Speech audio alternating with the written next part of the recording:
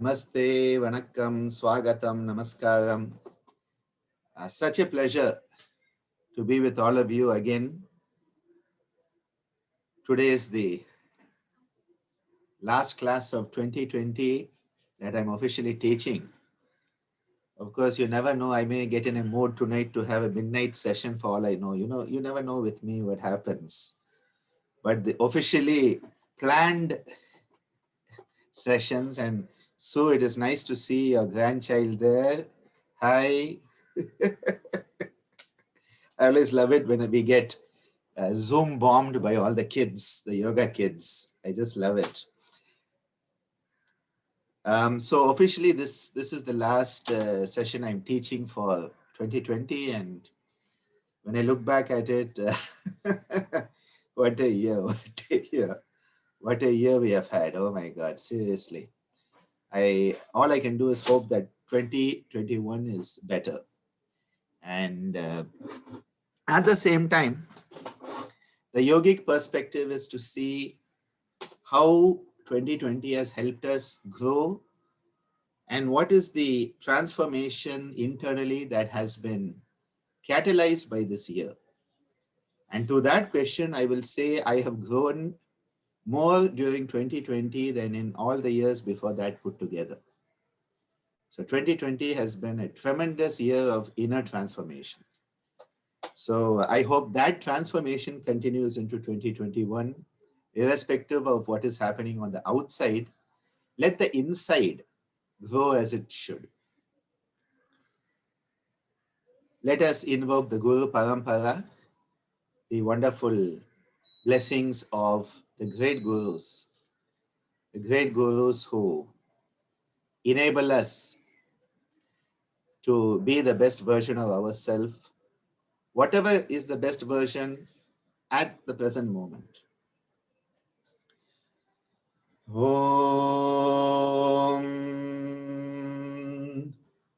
Tad Paramparaye Vidmahe Jnanalingeshwaraya Dhimahi Tanno Guruh Prachodayate. Om Yoga Maharshi Dr. Swami Geetanandagiri Guru Maharaj Ki Jai. Before I get into anything too serious, I thought I would just remind all of us that we are blessed in the Zoom womb, that we have people from all over the world. And I can see Alex down there in Melbourne, and midnight's just around the corner, I believe. Or is it already midnight, Alex? I was just wondering what time it is there. No, you'll have to unmute to tell us that, but I think it would be nice to know. It's about 10 past 11. 10 past 11. So even as we are having this session, we are going to usher in the new year, 2021 down under. Okay, so I just wanted to use this occasion to remind us. Thank you, Alex, for being part of this so that we can have this experience. And we're not going to talk cricket. Oh, I love that. Thank you. Thank you. So just to remind everyone, there's a very beautiful joke about this. And the joke tells us, it says, people are always worried whether tomorrow will come or not. Will tomorrow come or not? Well, tomorrow has already come down under. And in New Zealand, if we have any of our Kiwi yogis down there, they're already into the new year. So I think it's very nice to realize that the concept of time is such a relative aspect. And that is why when we talk about yoga, we are talking of something that transcends time. And this is a very beautiful concept. That is why when Patanjali tells us in the Yoga Sutra about Ishvara, he says that Ishvara transcends time. Kalena navachedat. Kala is time. Kalena navachedat. There is no limitation by time for Ishvara, which is pure consciousness.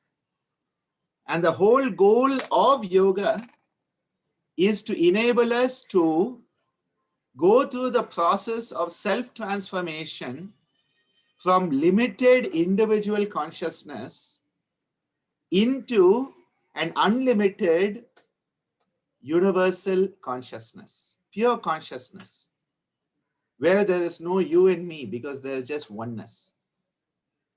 When we are in that state, which is later on called Kaivalya, all our klesha and karma are eradicated, burnt away. And in that moment, we become Ishvara, we become timeless. And at that point, we are in the eternal now. There is no past, there is no future, there is just the present moment. When we talk about yoga psychology, it is a very interesting term because whenever we try to put yoga in a box, we try to say, should it go in philosophy? Should it go in psychology? Should it go in physiology? The 3 P's. And then they put it in physical education, the 4th P. Some of the pioneers of yoga in India put it in physical education.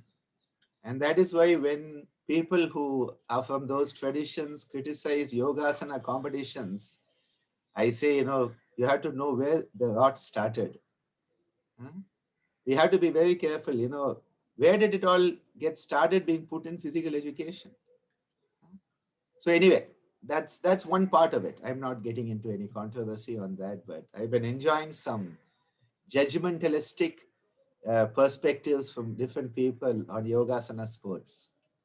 And I'm just not commenting at present. It's no comment stage because I'm just waiting and watching what's happening in the world.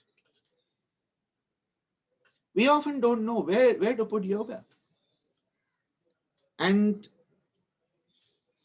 for quite some time, I was very, very happy because the head of the department of philosophy in a local college decided that the students getting a bachelor's degree in philosophy were not getting employed. He found that they were not getting jobs. So these guys were doing 3 years of study, bachelor of philosophy, and then going out and working as waiters in hotels and, basically a job that could be done by anybody. So he said, let's make it job oriented. So he created a revised syllabus, which was Bachelor of Philosophy, Yoga, and Cultural Tourism. It's a very interesting combination when you think about it, where the people who came out of this would have a basis of philosophy, some basis of yoga, and cultural tourism so that they could operate as tour operators, understanding the cultural ethos of India to share it with people who are visiting India. And so they would have the cultural aspect, the yoga aspect, and philosophy. It was an amazing idea which nobody understood. And because nobody understood it, after a few years when he retired, they went back to the old syllabus, BA philosophy.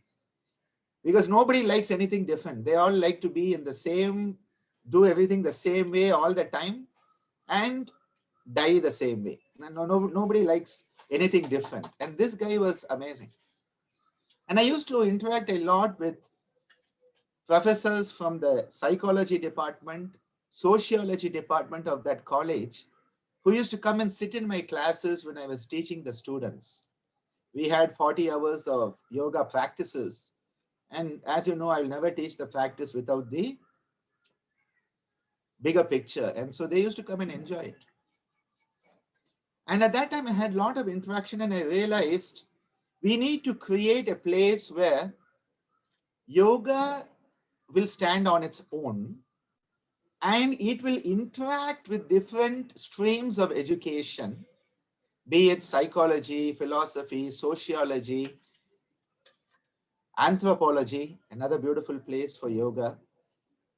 Medical anthropology is a very beautiful place for yoga, actually. And I have a dear friend who's in Germany, a medical anthropologist. And he opened my eyes to that vast field where yoga could actually play a good role. Of course, physiology and all that other stuff also comes.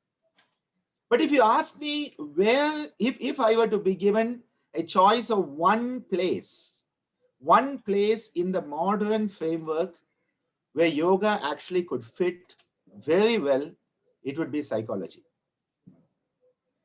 That is one place where yoga would really, really fit in, because Maharishi Patanjali's teachings, Lord Krishna's teachings are pure mind. They are pure mind. They are pure Manomaya Kosha and Vijnanamaya Kosha. And every time I go through the Yoga Sutras, every time I look at the Bhagavad Gita, I am like, these guys really understood the human mind and its connection to the universe. Now, one danger in modern times is we look at the human mind in isolation. So, the moment you look at anything in isolation, you will not get the proper perspective. It is like taking a dolphin out of water, putting it on the seashore and saying you are going to study what a dolphin is. Or even worse, pin it up on the board in a museum and say you're going to study it. You are looking at the dolphin in isolation. You need to understand the dolphin in its natural environment by being one with the dolphin, understanding its dynamic relationship with the water, with the other creatures of the ocean, with the creatures underneath the ocean and the creatures above the ocean, and its relationship with our environment and its relationship with the man-made disasters to the natural environment. When you look at all of this together, you will understand the dolphin in its wholesomeness. But what do? We want to take the mind in isolation and say, I'm going to study the mind.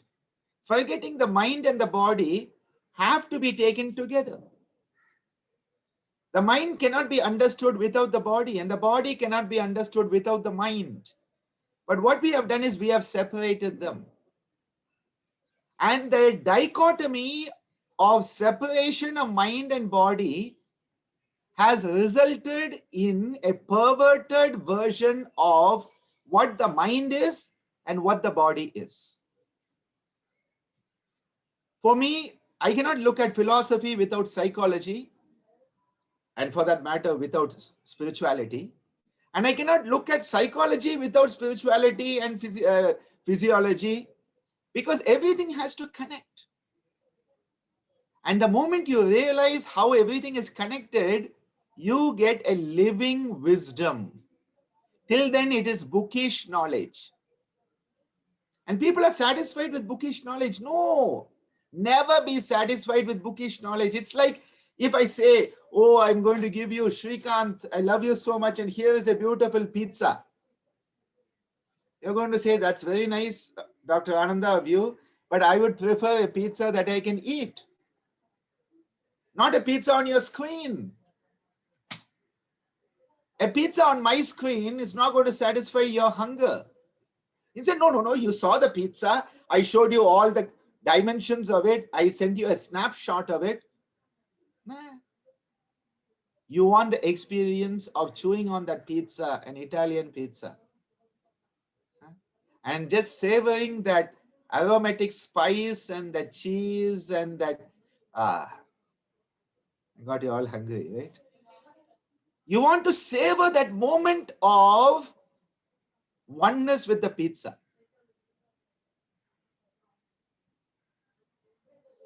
You don't want just the bookish knowledge of what are the ingredients in the pizza. That doesn't serve the purpose. And that is where yoga is living psychology. It is living physiology. It is living philosophy. It is living anthropology. It is living ecology. Yes, Don. It is living ecology. It is living. It is dynamic because you are experiencing what that concept is. You're not just learning about it, you are experiencing it. And that is where yoga lies, in the experience. Yoga lies in the experience. Now, when Maharishi Patanjali perceives yoga, for him it is pure psychology, it's mind. And in his concept, this mind feels separated from the universe in which it lives, and hence it creates its own self-identity. And each mind that has been created, all the created minds are going to perceive the universe from where they are, from their locus standi. And this is why it is very tough to understand other people, because you can only perceive the world from your perspective. Which is why I started off by asking Alex what time it was, because for some of you it is early morning, for some of you it is night, for some of you it is evening, afternoon, day. And for him, down in Australia, they are going to strike midnight and have the fireworks go off. I don't know whether they'll have fireworks this year with COVID, but suddenly people will celebrate 2021. And it's all happening at the same time. The New Zealanders' perspective is it's already 2021, January 1, 2021. Whereas some of you in North America, you are still stuck on the 30th. I don't think you are yet into the 31st, or maybe some of you early morning dawn. I think you are into the early morning of the 31st now, right? And here I'm in the evening of the 31st. You see, depending on where we are on this planet, we have a different perspective of what is the day, what is the time, what is the weather. Some of you are deep in snow. I think in Canada, you are having a lot of snow. I talked to Jennifer last night and she said huge amount of snow outside her house. And I said, that's one reason I don't travel when there's snow in Italy. They keep on tempting me with photos and videos of the beautiful snow in Italy. And I say, nah. When it is warm, I will show up. I am a warm weather guy. I don't mind a bit of cool, but I don't think -0 would not really be my cup of tea. Now, of course, with the way we have adapted to the clothing and the indoor heating systems, it doesn't matter, because we have learned to acclimatize to it. But you can imagine, as a young boy going to the high Himalayas and seeing snow for the first time, without proper thermal wear and anything to keep warm. No wonder I have a negative experience of that. Why do I have a negative experience? Because I was not prepared. So the place I was a place of unpreparedness. Hence, I had a negativity. Now, if you're prepared, you have a positivity. Yeah, I'm sure skiing would be quite something. I'm sure of that. It's just I had to make sure I'm insured for my neck. Here we go. All the accidents people have. Michael Schumacher went through a glorious career of F1 racing and had to end up in a skiing accident. When I think of some of these weird things, but yes, I think skiing I may try. Bungee jumping, never, not in this lifetime. Bungee jumping, not in this lifetime. Skiing, maybe. Bungee jumping and sharks and giant mushrooms. These are things that are not really on my list of likable things. Coming back, what my mind was doing right now was what we call chitta vritti. Chitta vritti is the continuous whirlpools of the subconscious, unconscious mind. Now, when people talk about yoga, they say, Maharishi Patanjali says, Yogas chitta vritti nirodha or yogaha chitta vritti nirodha, depending on whether you split it. When it is yogaha chitta vritti or yogas chitta vritti, when you join the yogaha to chitta vritti, that ish, extra ish sound comes in. Yogas chitta vritti is when it becomes one word. When you split it up into the components, yogaha chitta vritti nirodha, transcending the whirlpools of the subconscious, unconscious mind, transcending them. Now, nirodha is usually translated as stoppage or control, putting it on mute, muting the whirlpools of the subconscious, unconscious mind is a nice way to think of it. All the noise from the subconscious, unconscious, you put it on mute, and all is quiet. Normally when people talk of chitta vritti, they talk about it as waves of the mind, fluctuations of the mind or fluctuations of the mind stuff. These are the ways you find it. And when you talk about waves, you have this beautiful image. I can go surfing. See, the chitta vrittis, the devious, insidious aspects of your subconscious, unconscious, which has been around for millennia. And it doesn't want the conscious part of you to grow. Because if your consciousness grows, you will outgrow your subconscious, unconscious conditioning, which is the samskara and vasana. The samskara, vasanas are your subconscious, unconscious conditioning, and they want to survive at any cost. And when the consciousness, your prefrontal cortex, and I have to thank Padma for that superhero GAB, GAB. That is quite an inspiration you had, holding the prefrontal cortex and beating people up with it. Beating people up with the prefrontal cortex to get it working. I said, do you realize GAB is also, we talk about someone having the gift of the GAB? And I would plead guilty to that. The gift of the GAB is when you can keep on talking nonstop. You don't have an off switch. It's called the gift of the GAB, especially if it's interesting. Otherwise, they call you a monotonous bore. That's the other side of negativity of the gift of the GAB. So GAB was a good one. That prefrontal cortex comes alive, the power of choice, the superpower of being human, the power of choice. And the moment this consciousness comes up, you start to take control over the unconscious, subconscious, automatic patterns of your life.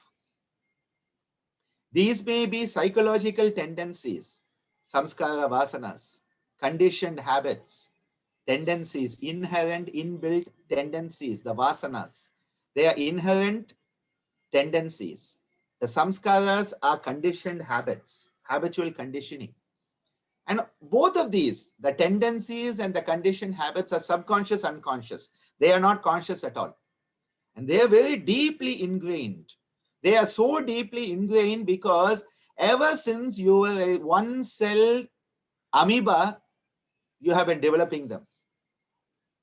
And so all the billions of years of human evolution are carried in all of those memories. Times you were a snake, times you were a lizard, times you got run over by a car, times somebody stole your antlers, horns, everything. Your lizard fell off, your tail fell off when you were the lizard, the gecko on the wall. All of those are stored in your subconscious, unconscious.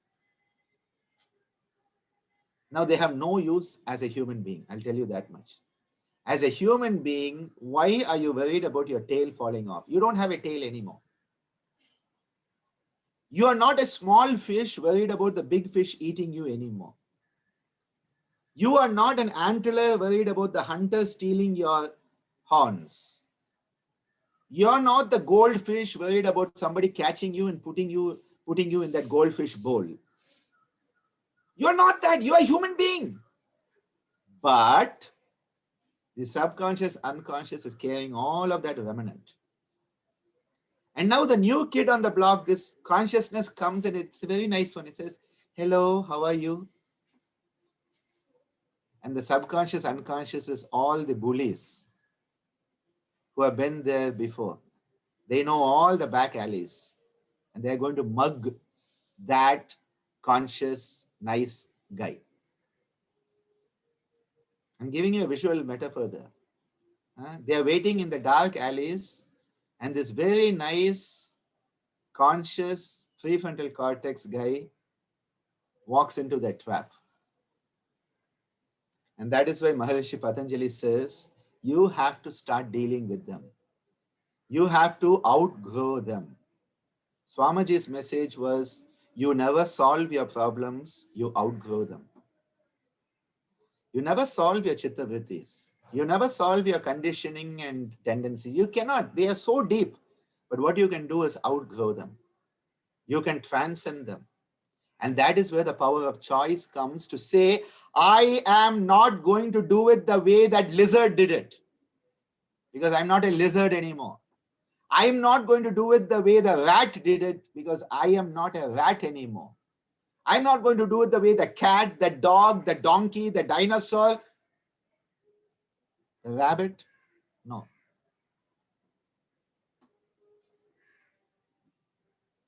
I'm going to say, I'm going to do it as a human being should do, because I'm human. It is a transcending moment. And that is the moment where Chitta Vritti Nirodha occurs, where you say, I know what you are trying to do. You are addressing your subconscious, unconscious and saying, my eyes are on you. So better be on good behavior. What are these Chitta Vrittis? You know, the Chitta Vrittis, they start off in a very innocuous, mild form. And they start off by saying, oh, I see Padma there and she has some very nice, hairdo today. And then I'm like, wow, she lives in Canada. Oh, Canada is cold and there must be snow. And oh, Canada, yes, my father used to live in Vancouver before he came to India. Vancouver, yes, I went to that part of Canada 2 years ago, and Muggs and the Soya group organized a beautiful retreat. Oh, speaking of that, what beautiful food I had. And, that food was so wonderful. A sandwich, yes. In Pondicherry, I went to Grand Bakery and had a sandwich last week, but it wasn't so good. Oh, I had a tummy ache. Oh, yes, I remember I had a tummy ache, and I had 3 rounds of diarrhea when I was in school. Oh my God. And what did I do? Oh, I missed a cricket match. Oh, I love cricket. Oh, yes. India and Australia are playing cricket down under in India. Came back from a bad defeat. Oh, yeah, defeat. Oh, there are so many.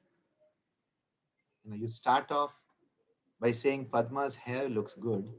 And I ended up going all around the place. And I don't even know what happened. Now, here I was doing it consciously to give you a demonstration. But this is constantly going on in all our heads all the time.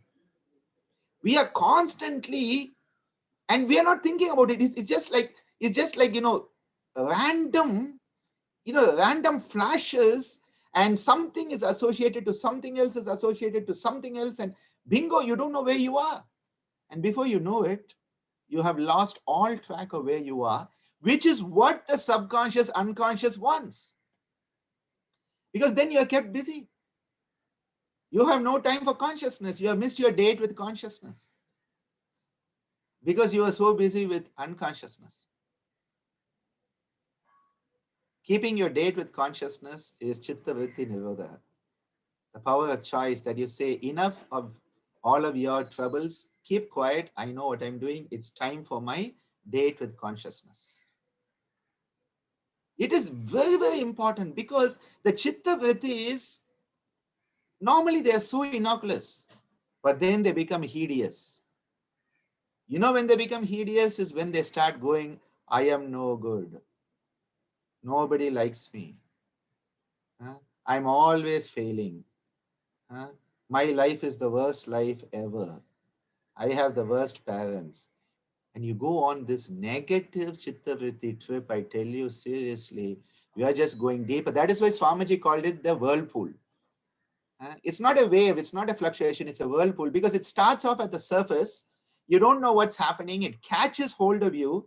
And before you know it, you have been dragged down to the depths of despair. and then you are too deep into it to come out. It's very difficult to come out from the depth of a whirlpool. When you're at the surface, you can try to swim away. Jnana Sundari is there on the screen, and she had an experience at Shivaratri a few years ago, where she was, she knows how to swim well. She is a conscious swimmer, okay? She's a conscious swimmer. And she got caught in a bit of an undercurrent. And from the shore, we thought she was just enjoying herself, floating along the water. And she was floating to conserve energy because she didn't want to go down. And luckily, one of the fishermen said, I hope you don't mind me sharing it, Jnana Sundari. Yeah. Sometimes these things are personal. I'll never forget that Shivaratri. We were on the shore. And suddenly a fisherman said, she's drowning. I said, no, she's relaxing. She's a good swimmer. He said, no, she is drowning. There was no panic. You didn't see her flapping. She wasn't calling out anything. She was, and he took the boat out and brought her back. And thank God he got to Jnana Sundari. Otherwise, Jnana Sundari's Guru Puja would be celebrated on every Shivaratri along with all the other Guru Pujas. Huh?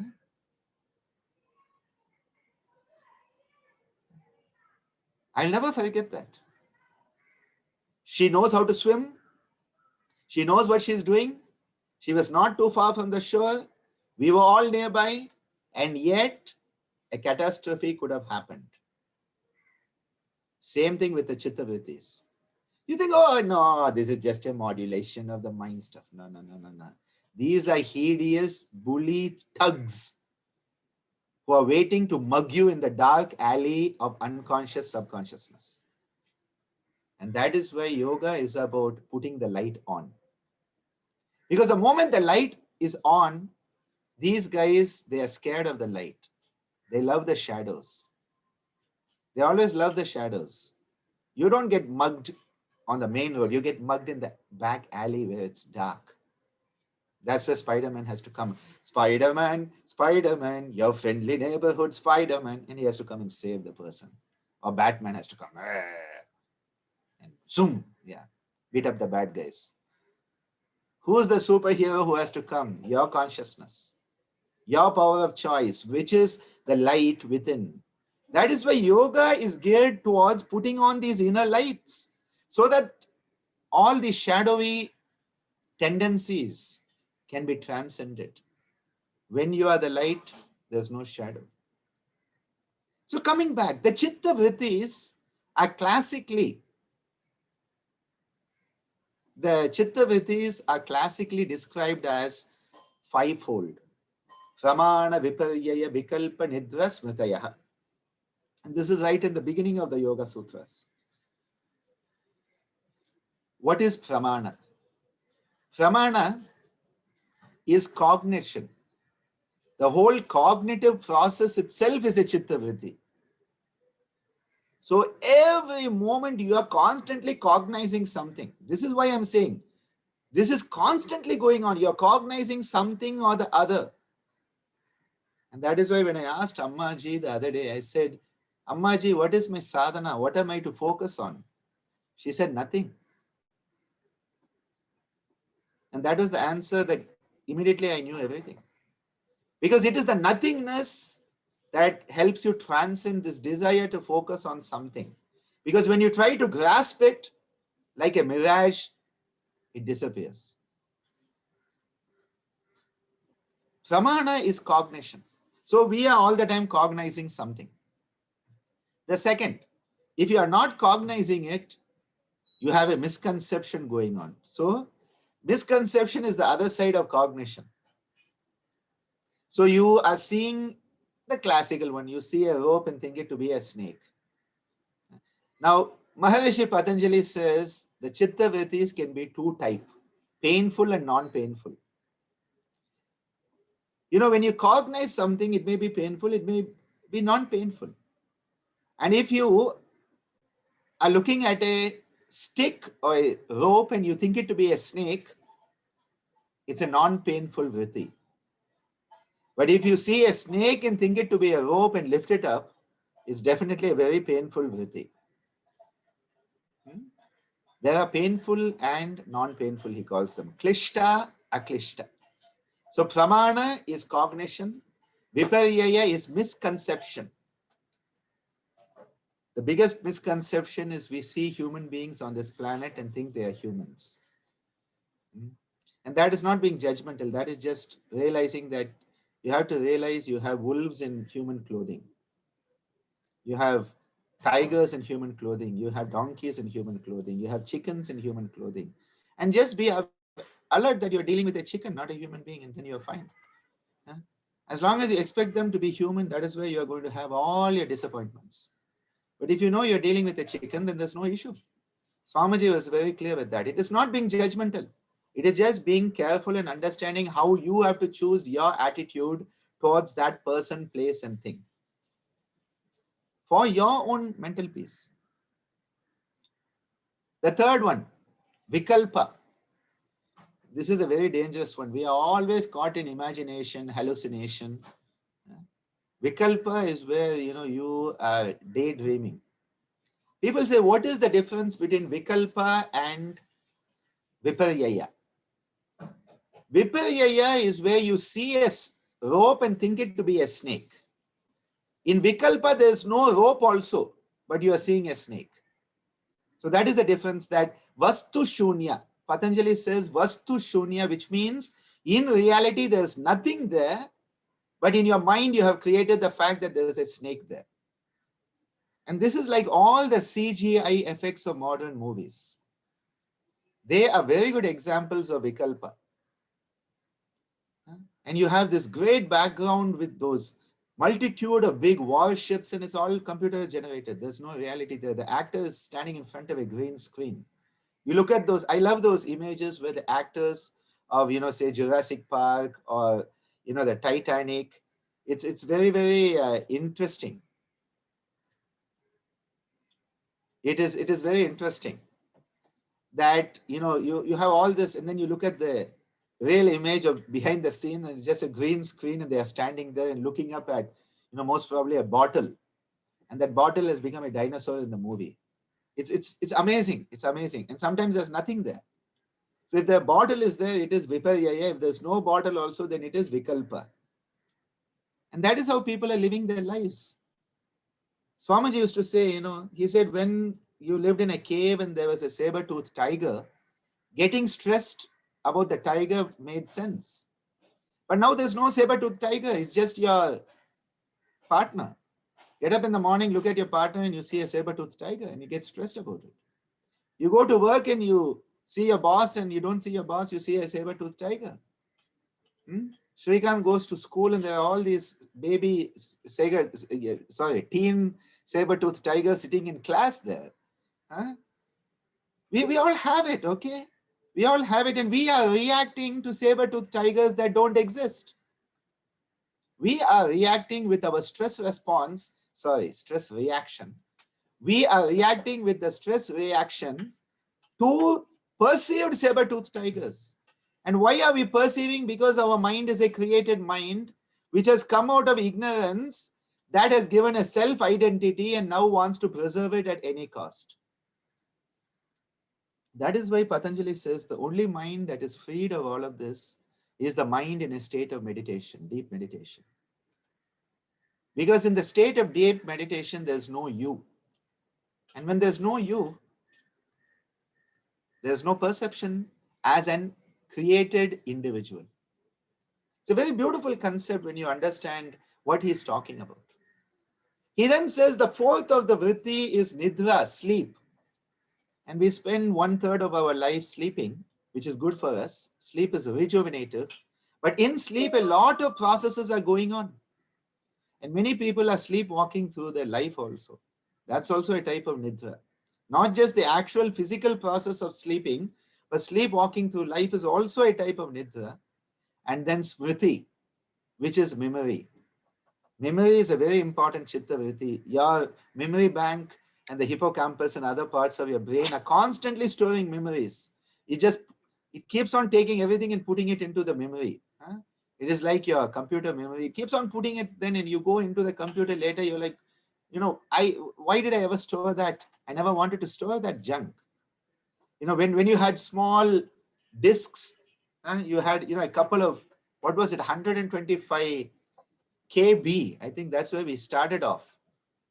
Small discs, 124 KB, and then it became MB, and then it became GB, and now TB and DB, and God knows what Bs we have gone into, BBs and all. And you know what? At that time, you had 5 photos on your computer. Now you have 5 million photos which you don't need. The same thing with our Smriti also. You don't need all the nonsense that you have stored in your Chitta Vritti, which is Smriti, because it's clogging up your system, slowing down your system. And that is why we have to release.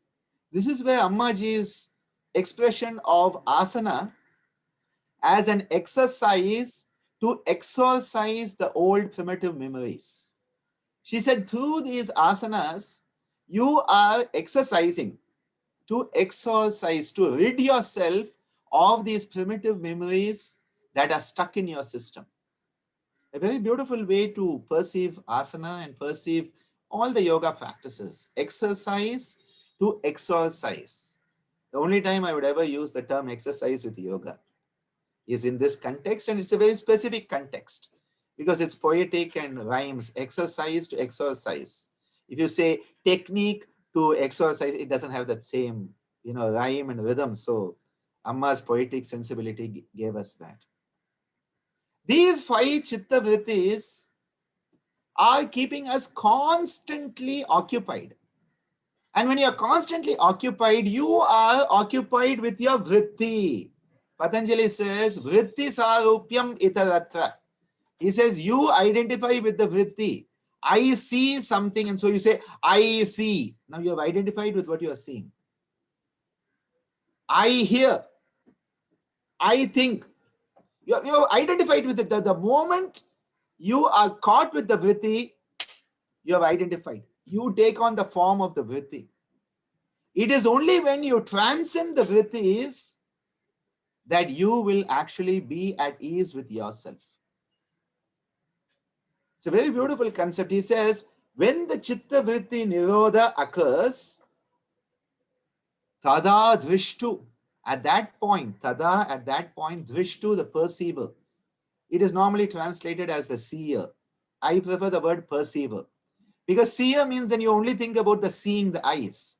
Perception is multisensorial experience. So better to translate drashta as perceiver rather than the seer. Initially we have used the word because, if you take it just at the word level, it means the seer. But it is the perceiver. The perceiver will rest in their essential nature. At that point, swarupe avasthanam. Swarupa. Swa is the self. Rupa is your essential form. Your essential nature. Again, rupa means form. Let me use the word nature. When you transcend the vrittis, you will rest in your essential nature. As long as you are being driven by the vrittis, caught by your toenails and pulled down by the whirlpool, you are identifying with the experience of the vritti, which is not what you are. A very, very clear perspective. And these are just in the first few verses of the Yoga Sutra. Patanjali's first few verses of the Yoga Sutra are worth a PhD and a postdoc thesis. There's such vast intensity in those teachings. And people talk about it as if it's, just some superficial gibberish. Or is it gibberish? Starts with a G, so I don't know if it's a G, gibberish or gibberish, but anyway, whatever it is, some rubbish. That's what it basically means. People get stuck with that. How do you work with the chitta vrittis? Patanjali is clear. Abhyasa vairagya.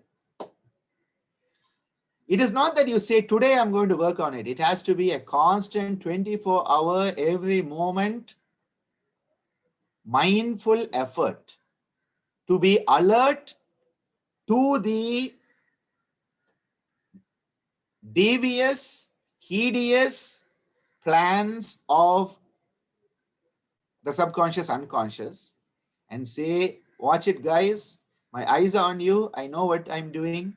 And I choose not to react. I'm going to respond. I will not let the chitta vrittis rule my life. My conscious choice will rule my life. I will be the master of my destiny, not a victim of circumstances. Let me change that. Not a victim of my habitual conditioning and inherent tendencies. Most people are victims of their habitual conditioning and inherent tendencies. Samskara vasanas are driving their life, and they are going from one pothole to the next pothole and never getting onto the smooth highway at all. You have to get off the potholes and onto the highway. The highway is consciousness. And I can see Padma with a car on the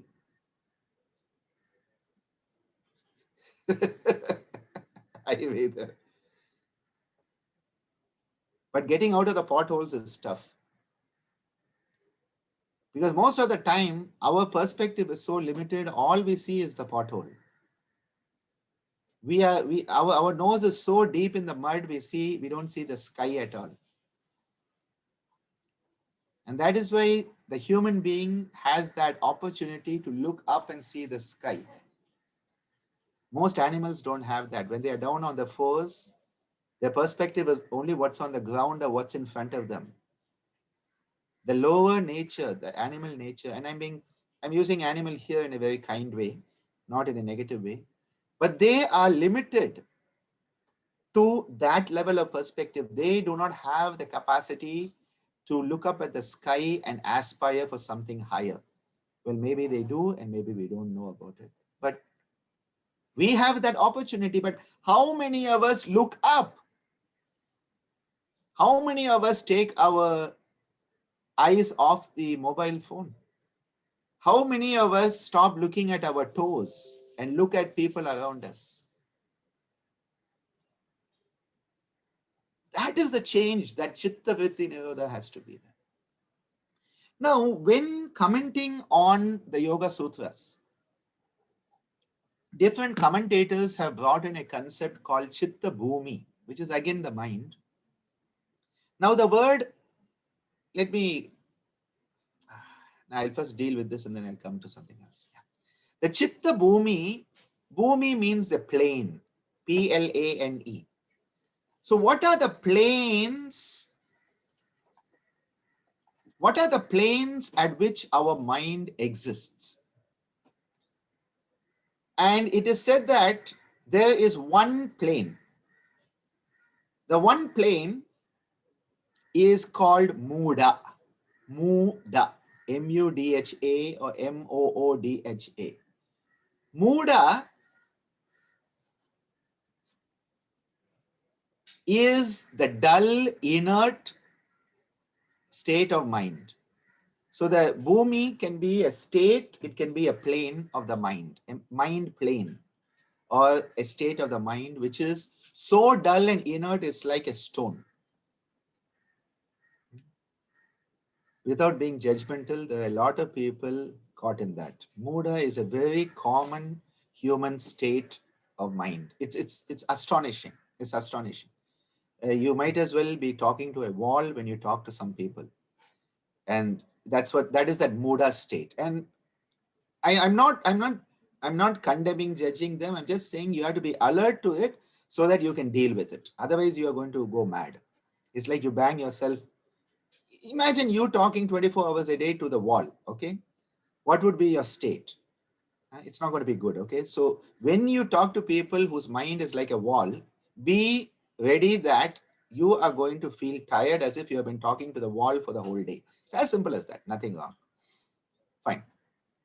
The second one, Muda, Kshipta. Kshipta is a very, very interesting one. Kshipta is a totally distracted mind, a mind that is everywhere at the same time. Scattered mind. A scattered mind, again, typical of us human beings today. Our attention spans are negligible. Our attention spans are negligible. The other day I was asked, they said, can you give us a 20-second talk on yoga? 20-second. I'm like, I need a 20-hour talk on yoga. Not 20-second, 20-hour, not even 20 minutes. I need 20 hours, not 20 seconds.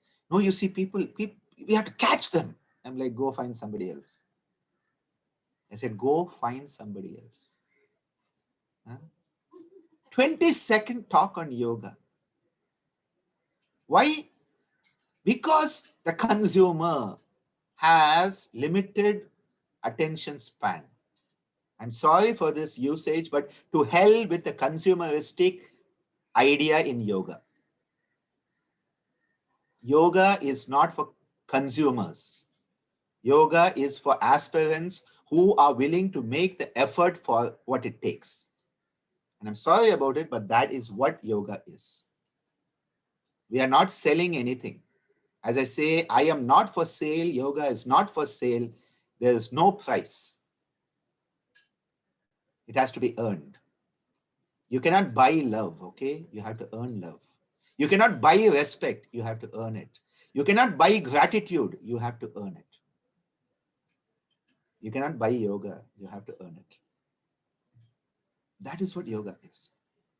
But coming back, our attention span is so limited. You look at the commercials these days, oh my God, I cannot even watch them because it's like every millisecond there is a change in the screen. And it's so fast. I'm like, seriously, what are they trying to do? What are they trying to do? Weird.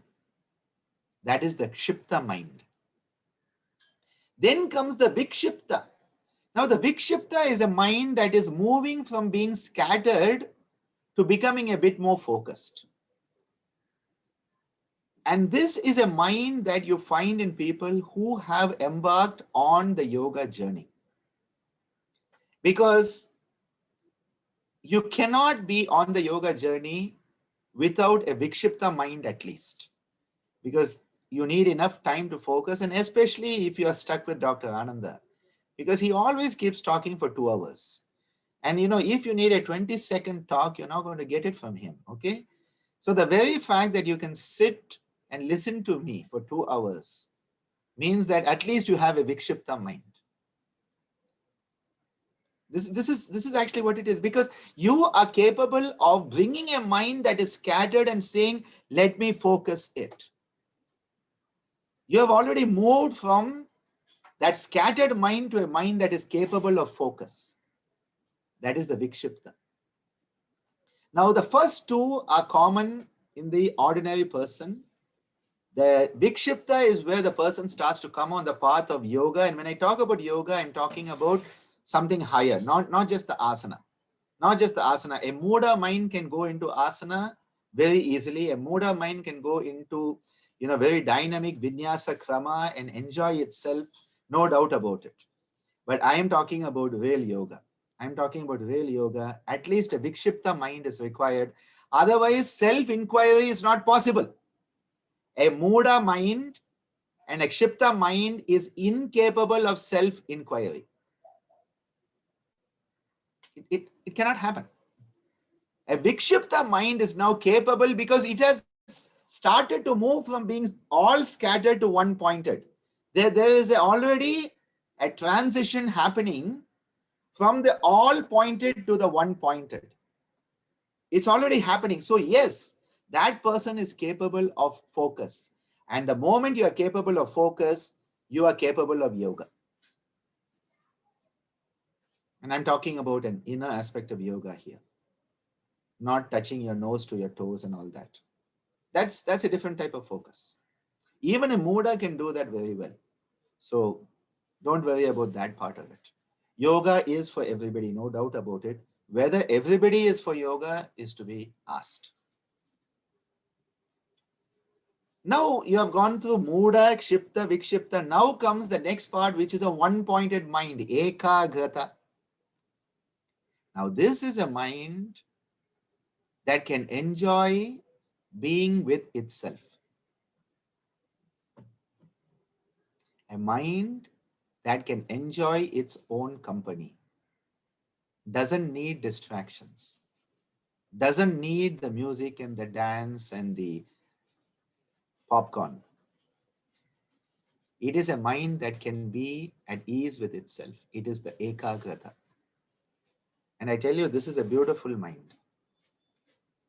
And as this ekagra mind starts to develop, you start to focus more deeply and deeply. And that is the time where your mind becomes like a laser beam. Your mind becomes a laser beam at this point. The light that is everywhere is now focused into one, and the laser is very, very, very powerful.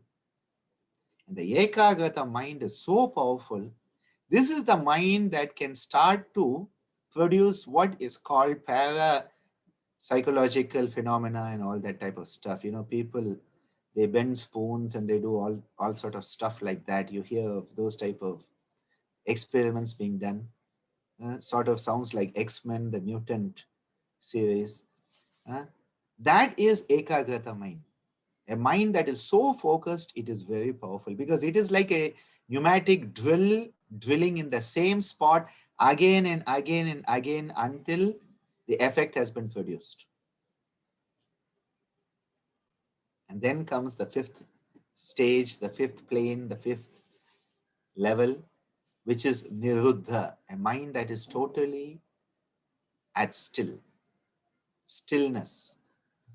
And one of the kids at Yoganjali, once Amma was talking about definitions of yoga. And this little kid, I don't know whether they knew what they were saying. They said, yoga is skill in stillness. Yoga is skill in stillness. And that is what that niruddha is. Skill in stillness. Well, that's a stage that is for someone who's really, really deep into the state of yoga itself. It is what the chitta vritti nirodha state implies. There's no duality there. There's no deviation there anymore. You are at ease with yourself. Swarupe avasthanam has manifested. Now, if you ask me in general, I would say most of the common people would come under Muda Kshipta. People who are starting to question themselves, start to focus the Kshipta, and then the Ekagrata are the sincere, dedicated practitioners of yoga. That is what I would say. Niruddha, I don't think I know too many people. I don't claim to be in that state myself, so I cannot comment on others. But definitely, I know Ekagra is very much possible. It produces an amazing capacity to stop time. And I have experienced that. I experience it every day of my life. And so I know it is possible. Ekagra is very much possible. Niruddha, I'm still working towards it. I have a few glimpses of that happen, especially when I'm singing. And as Sangeeta reminded me this morning, she said, you know, when I sing in my eyes, she sees the universe. And I know what she means because that's what I feel. And Dr. Meena often describes my singing as a different experience of a higher state of oneness, a oneness that is something which is euphoric actually. It's a euphoric oneness that comes.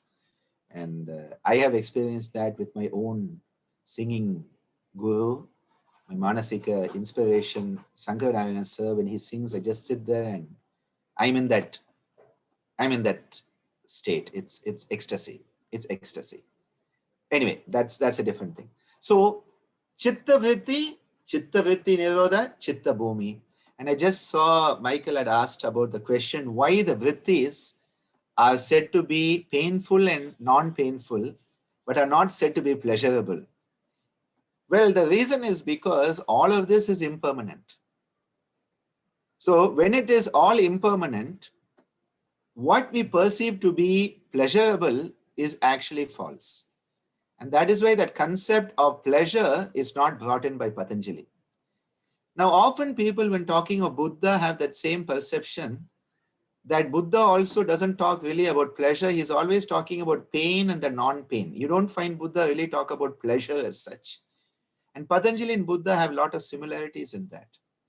Because pleasure is often a transient, impermanent experience. And what we perceive as pleasure is actually most probably something that our ego, which is a false sense of ourself, our mal-identification syndrome, and that part, it is perceiving something as pleasurable. So there's really nothing as pleasure when it comes to an experience. What can be there is sukha. Sukha is ease. And that is very clear. Patanjali talks about it. All the great masters have talked about a state of sukha, which is where you are at ease. This is not a state of pleasure. This is a state of ease. But with the chitta vrittis, either they are going to be painful experiences or non-painful. The non-painful you may identify as being pleasure. So you may identify the non-painful as pleasure. But again, it's a warped perspective.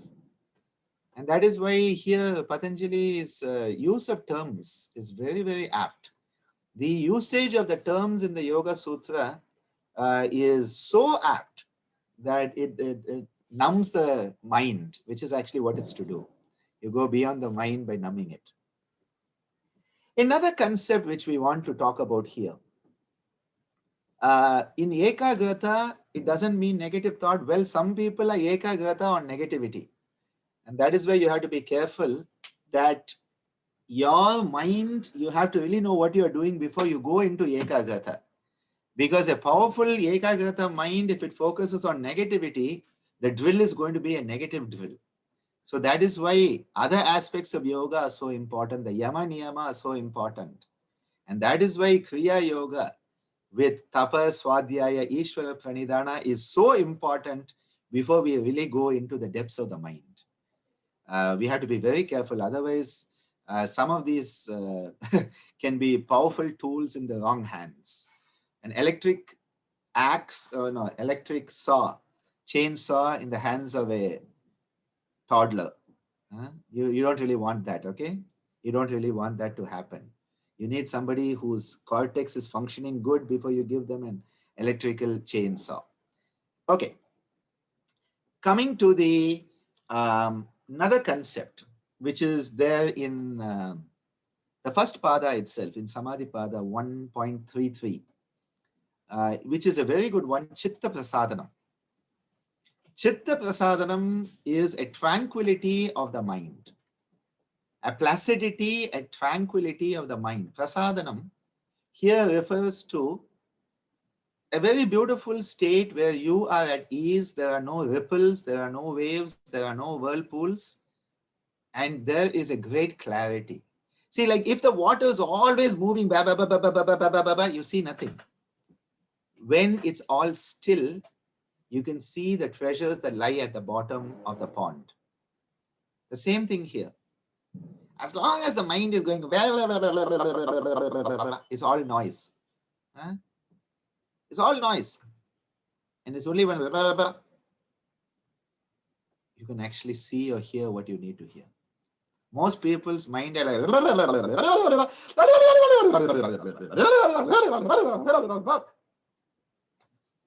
unless that stops.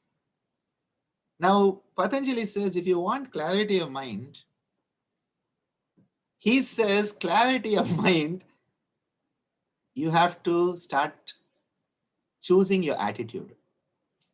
And Viktor Frankl, Ammaji has always loved Viktor Frankl. And through her, I got to love this guy who went through an amazing experience, oh my, horrendous experience, and came out of it with such an elevated perspective where he says, the last and final freedom we have is the freedom to choose our attitude towards whatever happens to us. I think, Viktor Frankl, Abraham Maslow, Albert Einstein, these three people, they would be people I would love to have a good conversation with. These guys really hit spirituality from another angle. They hit spirituality from another angle.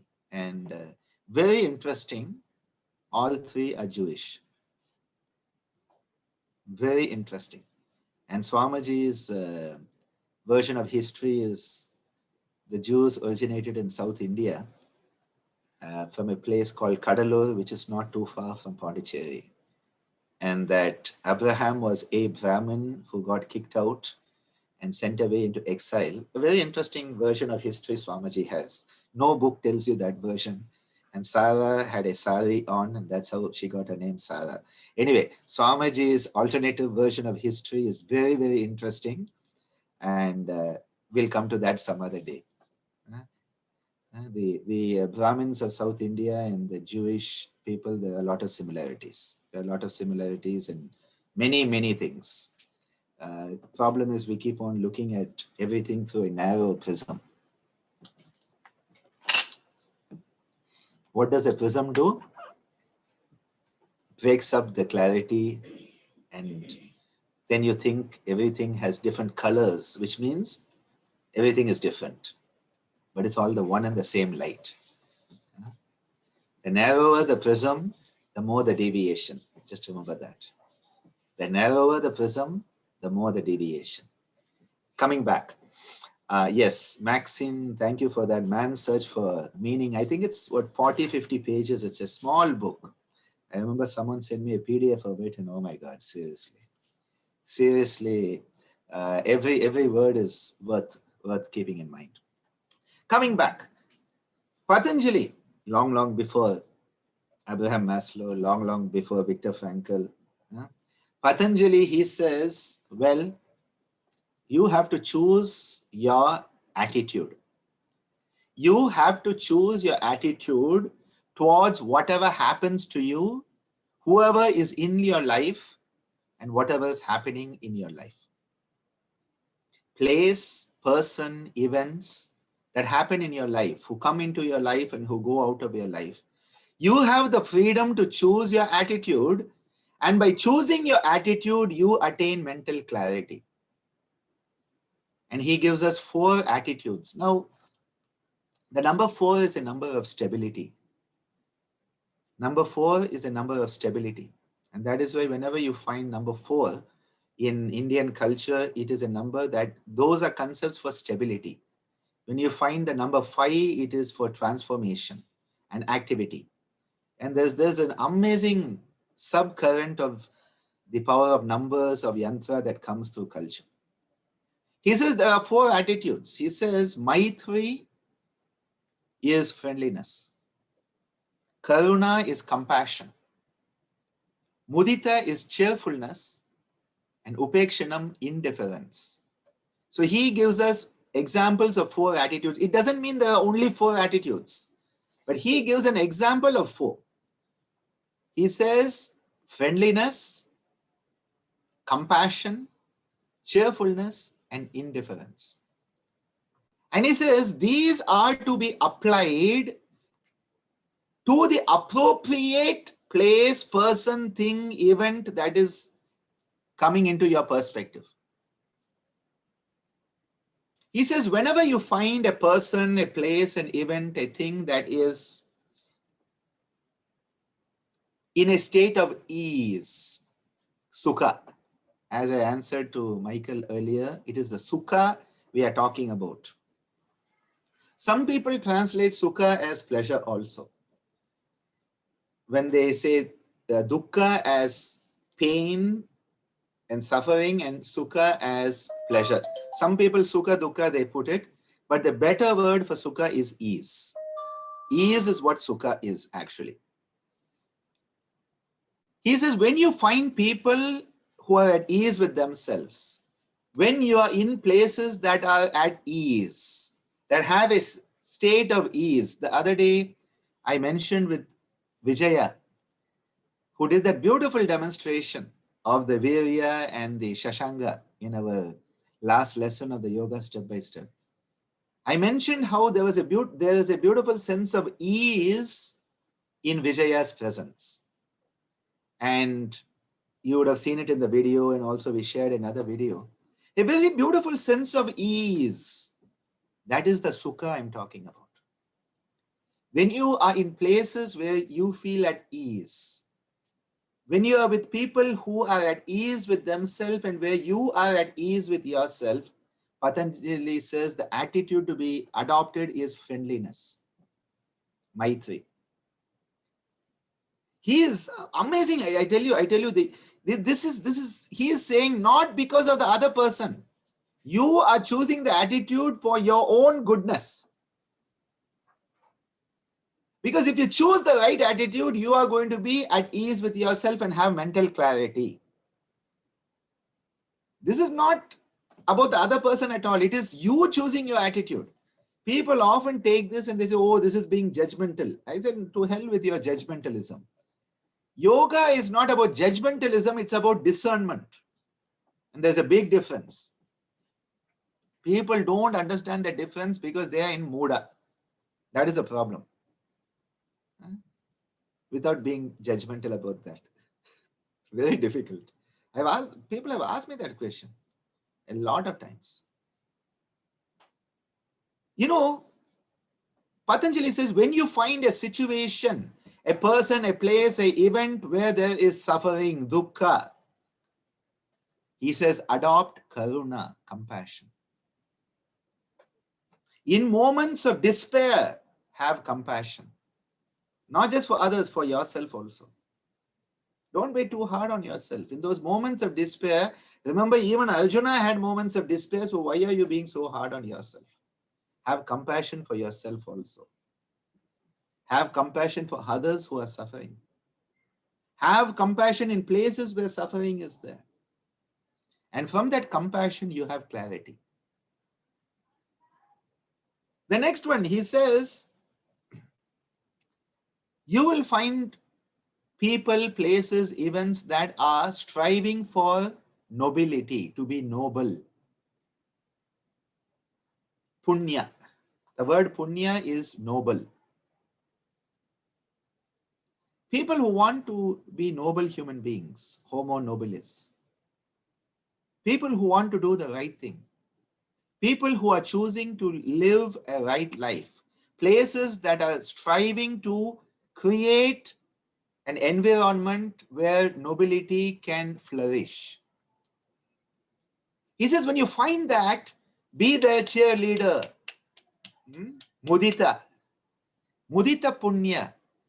When you find somebody trying to be a good person, cheer them on. Come on, good, good, good, good. Come on, give them some likes. Share their Facebook page. Share the YouTube. Yeah, cheer them on. And then he says, then you find people who are the opposite. Apunya. He says, stay as far away mentally from it as possible. If you can be on another planet, let it be so. And the reason is, he's a master psychologist here because he knows very well the human mind is like a magnet for negativity. The human mind is like a magnet for negativity and Teflon for positivity. And that is why the journey is tough. If it were just the opposite, everything would be perfect. But the human mind latches on to negativity. It's as if it's just waiting for negativity. And that is why he says, when you find that, you have to choose to be indifferent to it for the sake of not getting caught into it. Because the moment you are caught into it, the whirlpool is going to suck you to the bottom. And it's always like, just one more glass, just one more drink, just one more smoke, just one more speeding on the highway, just one more unsafe sex, just one more, just one more, just one more, just one more, just one more, just one more, gone. whirlpool has sucked you down to the bottom. And what does he say? Upekshanam. Have the capacity to keep a gap. Create your own lead shield towards those negative people, negative events, negative places. If there's a place that is dragging you into your negativity, just get out of there for God's sake. Now you say, what do I do if it's my home? Okay, create your own lead shield around your room. See, the thing is, what you have to do is that the first option, if a relationship is bringing out the worst in you, get out of it. You cannot get out of it because of social repercussions, financial repercussions, family bonds. Okay, what is the next you can do? Create your own pranic shield. See, the thing is, what you have to do is you have to see what is possible in your life. That is why there is no one fix for everybody. And this is where we need to understand that when you put, see, Patanjali is very clear here. You take a good apple, put it into a barrel of rotten apples, that good apple becomes a rotten apple. That is nature. That is nature. That is nature. Now you take, it doesn't happen the other way, okay? You put the good apple into the barrel of rotten apples and all become good apples. No, that's abnormal. That's anti-nature. It doesn't happen that way, okay? You say, oh, yeah, no, I'm going to change the world. Yeah, great. You are going to go in and be that good apple in a barrel of rotten apples. You're going to change all of them into good apples. Good luck. Most probably in a couple of days, you'll also be a rotten apple. I'm sorry, but that is what nature is. And Patanjali says that is the nature of the apple, and the same nature that is in the apple is in your mind also. Your mind is not different than the apple. No. This is mind, that is apple. No. The same laws that govern nature in a fruit, in a plant, in an animal are going to govern us. We have to be very, that is why do not look at it in isolation. People have taken the mind and looked at it in isolation. You have to look at mind as part of the whole. And then suddenly you realize how dynamic this can be. You know, one has to be very careful. So many of Swamiji's students, I remember, and they used to start teaching yoga in bars. And Swamiji said, come on, that's not good idea. No, Swamiji, it will all be fine. The bar is serving the drinks there and I'm doing the yoga here. And a couple of months later, you hear about how yoga class either followed or preceded by a bear comes in, and you start to hear about all these other deviations that happen, and the story changes. Very difficult. One rotten apple can spoil a barrel of good apples. And that is why Patanjali says, if you are a good apple, stay away from rotten apples. Otherwise, you are going to get contaminated.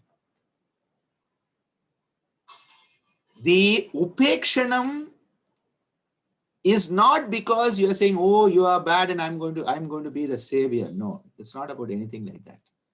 If you want clarity, and where does the clarity come? The clarity comes in every moment of your life. You are consciously, mindfully having to deal with this. You are having to deal with what is the attitude I choose now. Should I choose friendliness? Should I choose compassion? Should I choose cheerfulness? Should I choose indifference? And the more you start to ask yourself this question every moment of your life, in every situation of your life, the more the mental clarity starts to come. That is what Patanjali is saying. He doesn't say by doing this, you are going to become, the savior. No, it's not about you becoming the savior at all. It is about you getting clarity of mind because now you have got used to this pattern. that constantly you are questioning yourself. You are inquiring with yourself. What is the attitude to be taken? And that is why in friendliness you can grow, in indifference also you can grow, in compassion also you can grow, in cheerfulness also you can grow. So in all the four attitudes you are growing. It's not that you are not growing in anyone. It's not like every time you choose indifference you are going to fall down. No, because each time you are making a conscious choice, you are strengthening the conscious part of yourself. The prefrontal cortex, the power of choice, is getting strengthened by using it. The more you use it, the stronger it becomes. When you first walk on that meadow, you won't even leave a footprint. When you keep on walking on that meadow in the same pattern again and again, you start to create a path. If you keep on doing that and enable others to walk on it, you start to one day create a highway. The highway of consciousness starts with the first step on that meadow. And the more you go on it, the more you work on this choice. This is the actual pro-choice. I know that's a political statement, but there's pro-choice and pro-life and all these things going on. The actual pro-choice for me is this. This is the biggest pro-choice, where you're making a choice. I know what they're talking about, and I was surprised that in Argentina it was only yesterday that finally they brought in the pro-choice lobbies, been able to get people to vote for people to make a choice for abortion in Argentina. It was interesting. It was news to me. I saw that in the news. I was like, seriously. It's very interesting. Very interesting. There's a question from Michael on these four attitudes, because these four attitudes are often termed Brahma Vihara. I like to call them the four noble attitudes. Because all four are noble. It's not that indifference is any less noble than cheerfulness, because it is the appropriate attitude for the appropriate situation, place, person, thing, event. So it is in the appropriateness that it becomes noble. Nobility lies in the appropriateness. That is where the key is there. Not in the quality of the attitude, but the appropriateness of the attitude. And there's a big thing there. Brahma Vihara. See, this word Vihara is like residing. You are living. When we talk about it, it is like when we talk about the word Vihara, often we say that you are on the banks of a river. And you're living on the banks of the river. The river is constantly running, and you are on that bank and you are observing the waters as they flow by.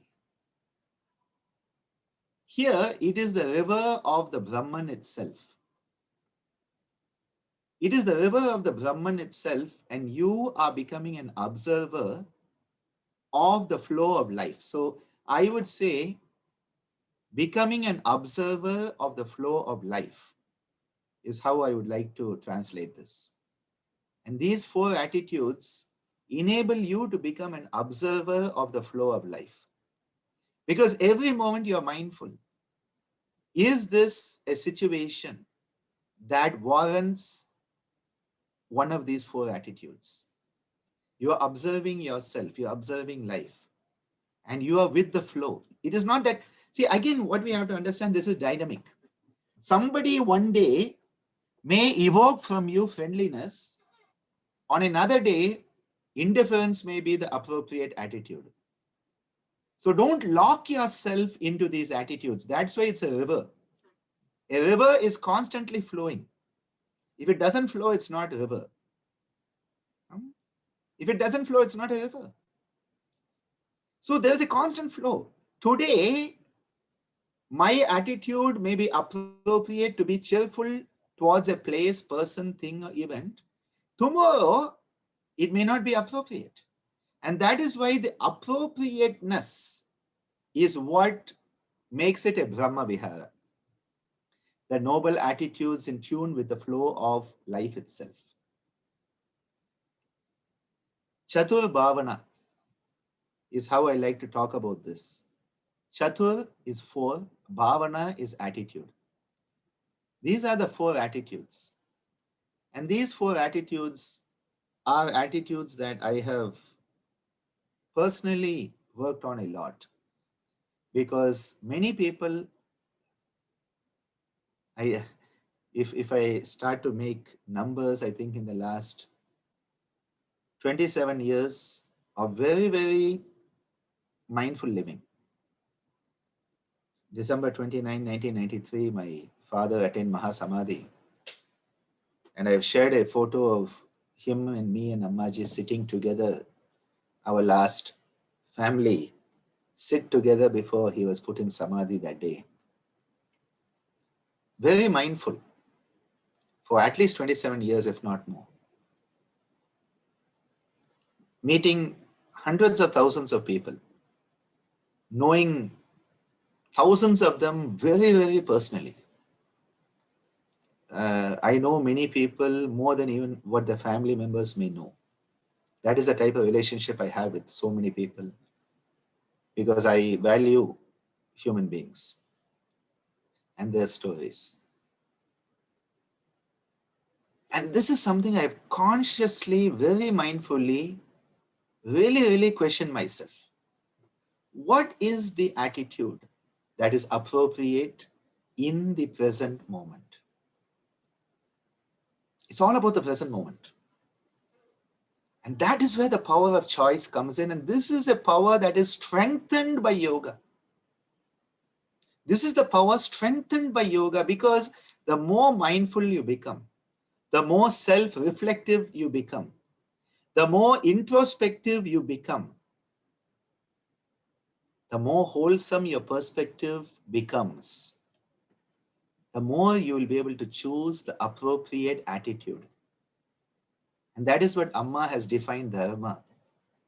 Amma defined dharma as saying, doing the right thing for the right person in the right way at the right time. Right person, right thing, right way, right time. All of those things have to fall in place. Nowadays, I replace Ammaji's right with the word appropriate.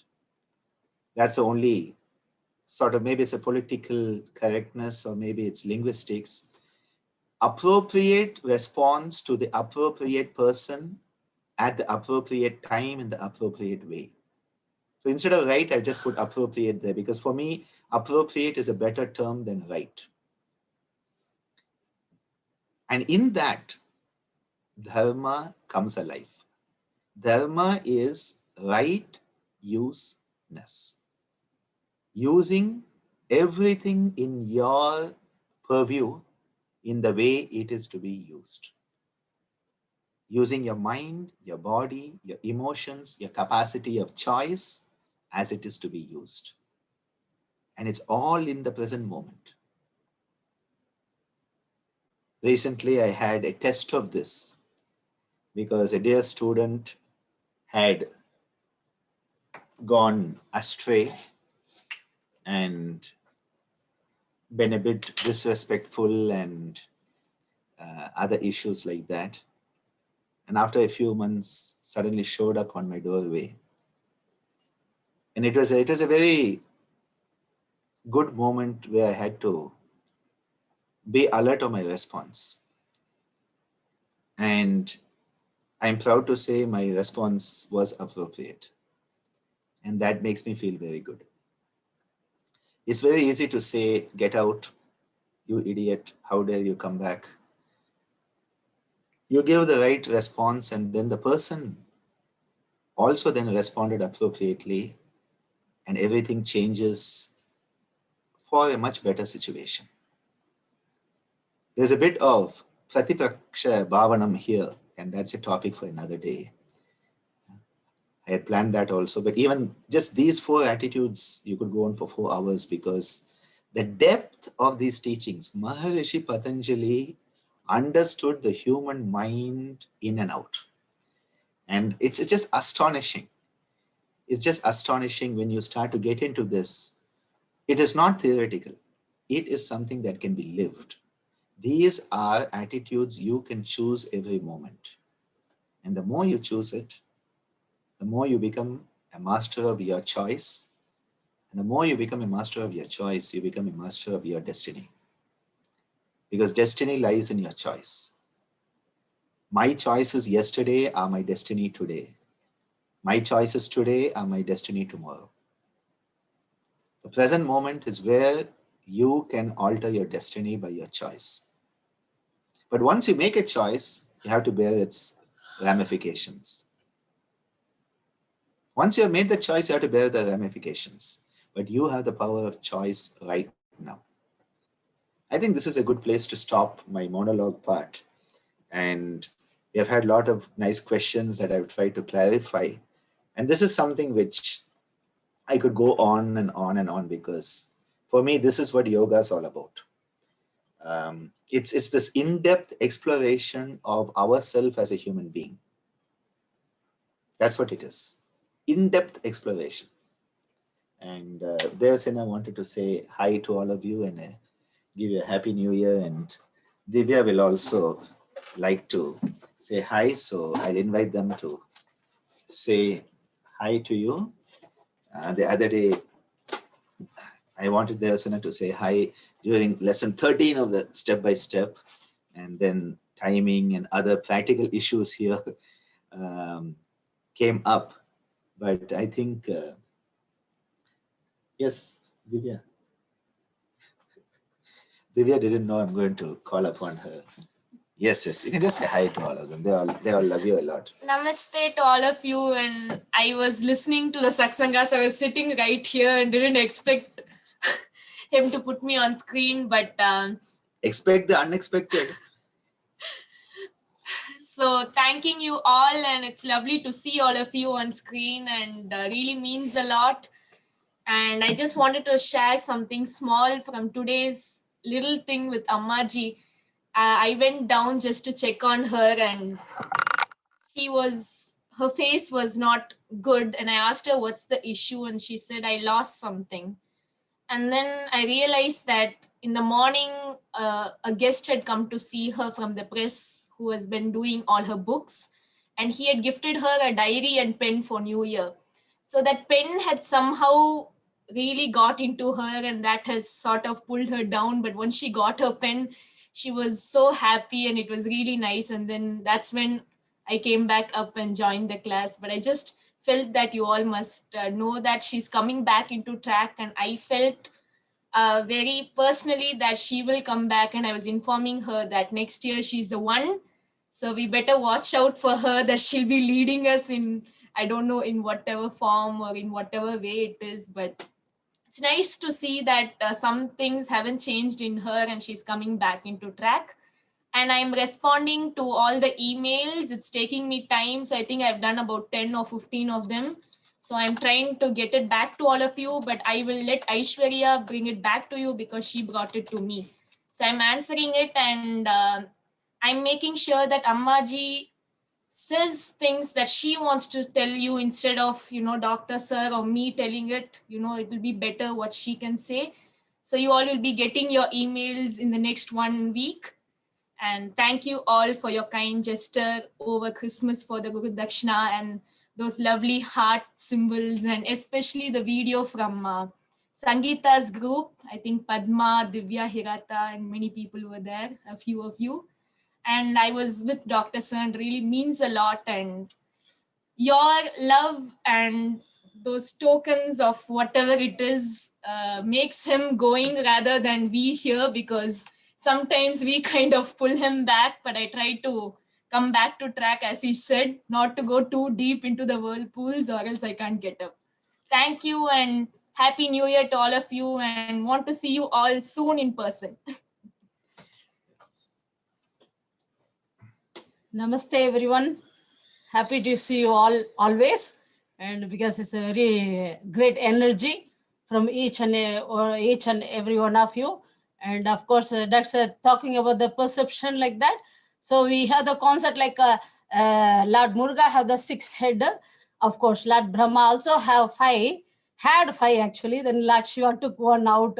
So he could have the perception as you are doing the Brahma Mudra, all the directions like that. So just like bringing the more perception for him. Of course, he has to see each and every single thing, whatever Amaji was looking. So each and every single thing when he has to look, so that you are bringing him, for him, you are helping through your support and your encouragement with each and every one of your energy, making him to have the all directions, the perception to have and do more. So advance Happy New Year and belated Happy Christmas, all of you. So thank you so much for your all the help, and very, very nice to see all of you, that your love and the heart when you are showing other day. It was really, really very, very touchy. And Padma, we used to think her, even yesterday we were talking about her, and we know that he used to take a lot of, very good photographer, photos, and we remember her, as a photographer quite often. When we are trying, I'm not good actually. So when we are trying, even Dr. used to say, oh, Padma is here, she can take like that. But we could see how much that art, of course, each and every one of you, I could, when we are, listening Kamala's bhajans, just like that, I'm telling one or two, but don't think each and every one of you have very, very, very special thing in you. And whenever we are sending or showing, it's really touchy and very, very, very special. And for all, very, very thanks. And I cannot really thank, but it's really very touchy. And thank you so much again for your very much, too much love, sharing and showing, and with the great effort, support, and the prayers for Amaji. Thank you so much.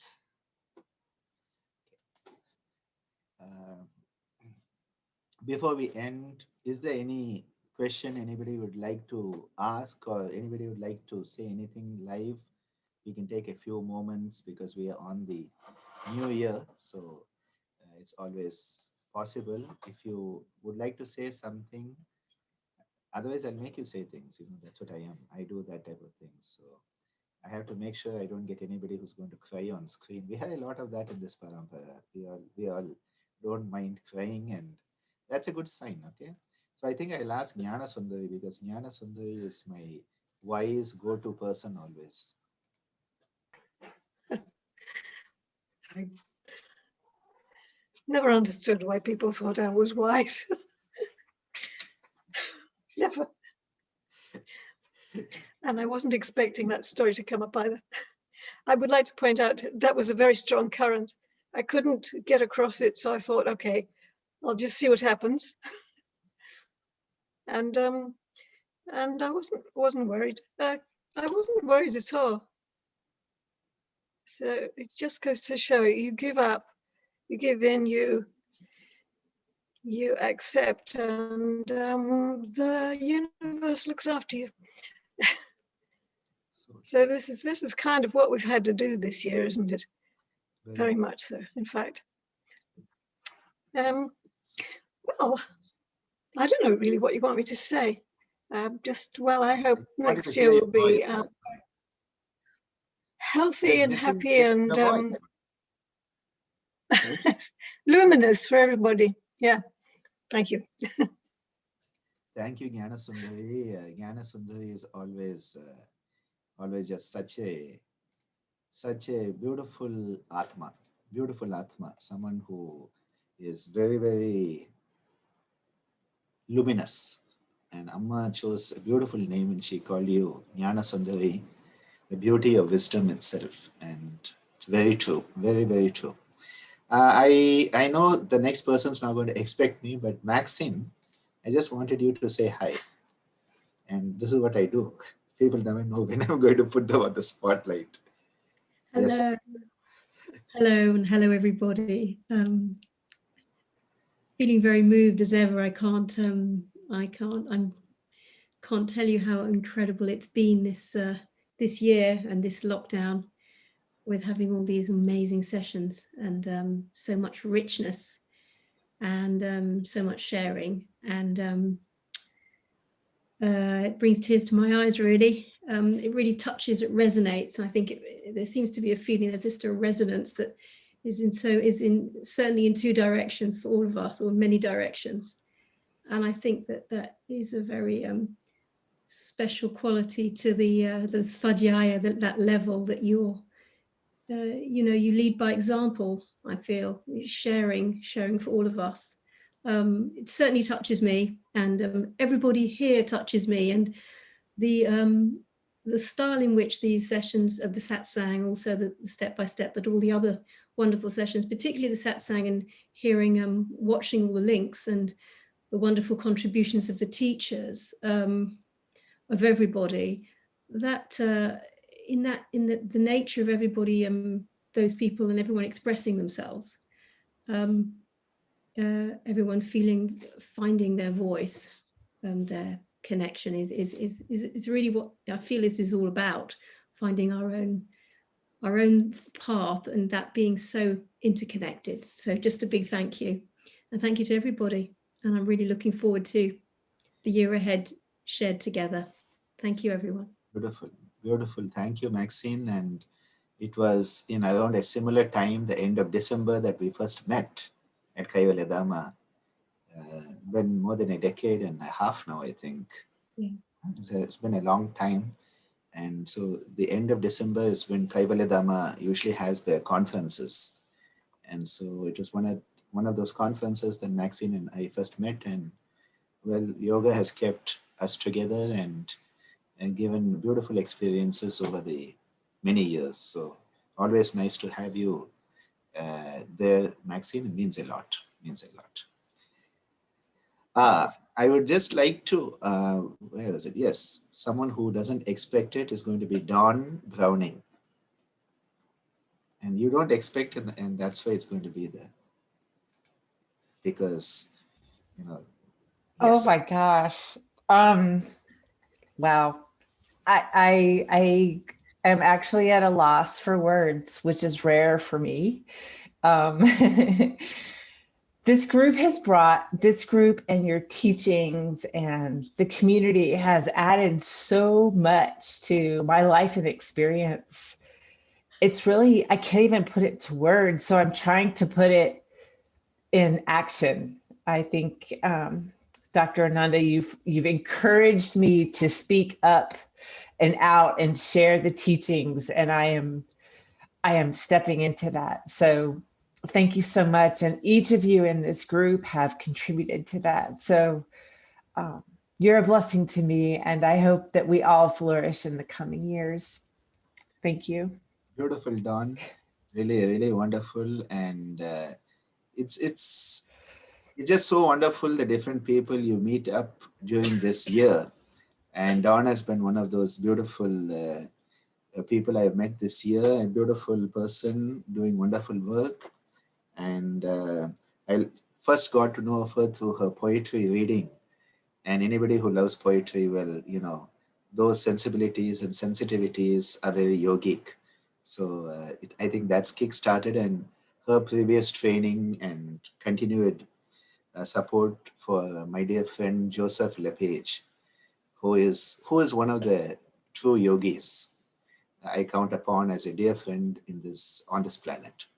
So I just wanted to point that out. And I would like to ask Janaki, who's down in Brazil. She doesn't talk much, but I would like to request you to say a few words, because a very special human being, very beautiful human being, who studied with Swamiji and continues to support me.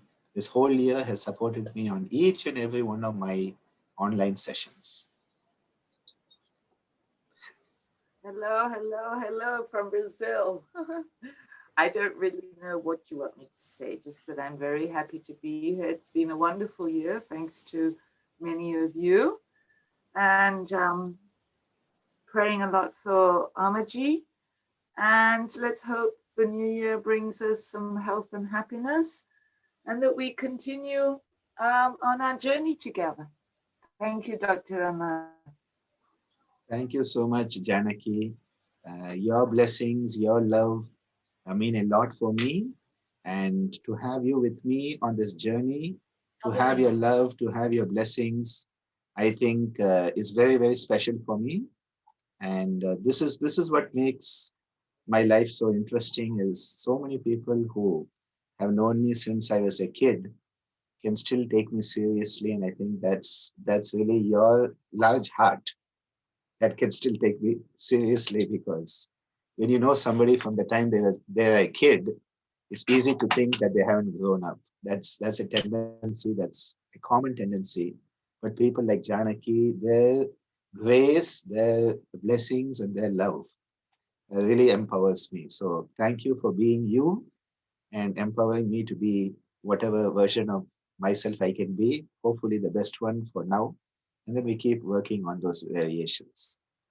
Um, I'm going to ask Alex to share a happy new year with us because he's into the new year already. So hope he doesn't wake anybody up in the household. No, I don't think so, but I'd like to wish everyone a wonderful new year, and yeah, all the best from down under. I think this is amazing. This is amazing because we are all still awaiting the new year, and there's somebody from the future who's speaking to you right now in the present moment. Indeed, indeed. Anyhow, all the best to everyone. It's wonderful to be with you, Ananda. Such a pleasure, Alex. Alex has trained with one of the very, very beautiful people in my life, Sri Bala. And Sri Bala, a gem of a human being, a gem of a human being who in his later years came and studied with Swamiji and took up the Pranava Pranayama, the Savitri Pranayama, and created vibrational breath therapy. And amazing person. I tell you, till his last breath, he lived the teachings. And Alex, I got to know Alex through Sri Bala. And Sri Bala played an important role in my life because as a young teenager, I thought I'll become a cricket star or become an architect and not be on this path of yoga. And Swamiji got a bit, upset by that. And Sri Bala was in the class that year. And when I came for school holidays, talked to me a lot. And I remember him talking to me the importance of the parampara. And I was wondering why all these people were talking to me. And then I heard that my father was, in class saying, thousands of years of tradition, and my son wants to break it and become an architect and a cricket star, and he doesn't value the tradition and all this type. And I had no idea what was going on behind my back. And so Sri Bala came in at that time, and I highly value his inputs that help me understand my dharma better. And along with a few others, my school principal and others who took it upon themselves to help this young guy. I went through my whole teens in 1 year. Okay, so that was a good part of it. And then got my head back on my shoulders and realized my dharma lay in taking this tradition forward. So whenever I think of Alex, I think of Sri Bala, and I think of the debt I owe to Sri Bala for keeping me on this path. So through you, I'm thanking Sri Bala today.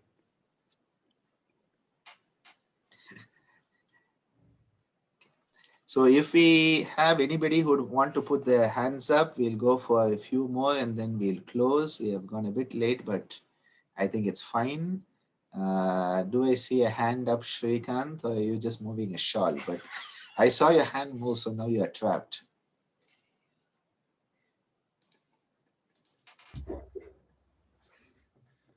Namaste.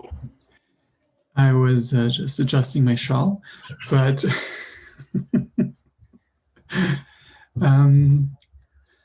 I thought is that 2020 has been very interesting year where we have been given the opportunity to go within. well, almost more than the opportunity, we must go within physically, but it's given a chance to do this mentally as well. And a bit like you, I felt that this year has been a sort of a bridge year or a rapid accelerator. And I would really like to thank you for being that catalyst of the structure. You, as well as what you've been able to create in this sort of, I don't like the word virtual community, but the Zoom Room is a more appropriate term, of course. And it's given us an entry point, regardless of where we are in our path, both, you know, relative to others and relative to our own self, to be able to continue connecting with this stream of consciousness, both as, you know, yoga as a way of life, yoga as techniques, yoga as psychology, yoga as everything and anything we are able to open to, and permitting every single one of us in this community to do what we must, obviously for spiritual evolution, and hoping that 2021 brings us the same opportunities, but maybe at least physically on a more pleasant way with ability to connect in person to people, and, you know, wishing that for everyone and everything else.